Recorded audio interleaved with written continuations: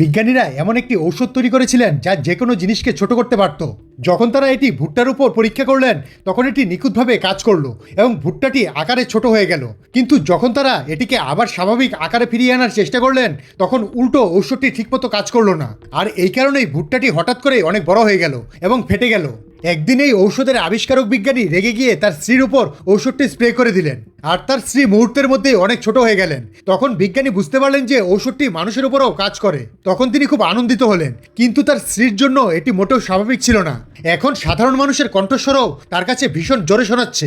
তার সামনে এক বিশাল আকৃতির মানুষ দেখে তিনি ভয় পেয়ে গেলেন এবং নিজেকে বাঁচানোর জন্য দৌড়ে পালাতে লাগলেন। হঠাৎ তিনি কোনো কিছুর সাথে ধাক্কা খেয়ে জ্ঞান হারিয়ে ফেললেন। পরের দিন যখন তার জ্ঞান ফিরল তিনি নিজেকে একটি খেলনা ঘরের ভেতর আবিষ্কার করলেন। ছোট হয়ে যাওয়ার পর সবকিছুই তার কাছে নতুন এবং অদ্ভুত লাগছিল, কিন্তু কি ঘটেছিল তা তিনি তখনও পুরোপুরি বুঝতে পারছিলেন না।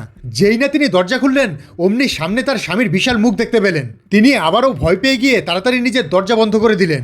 আতঙ্কে তিনি ঘরের ভেতর এদিক ওদিক দৌড়াতে লাগলেন আর তার স্বামী বাইরে থেকে তাকে দেখতে থাকলেন। তার স্বামী তখনও জানতেন না যে তার উচ্চ কণ্ঠ তাকে বিরক্ত করছে।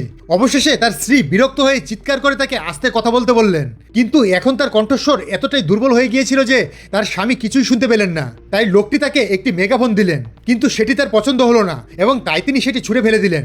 এরপর লোকটি বললেন যে তাকে যত দ্রুত সম্ভব ল্যাবে গিয়ে এই ঔষধের প্যাটেন্ট করাতে হবে, অন্যথায় বিনিয়োগকারীরা তাদের অর্থ ফিরিয়ে নেবে এবং গবেষণার কাজ বন্ধ হয়ে যাবে।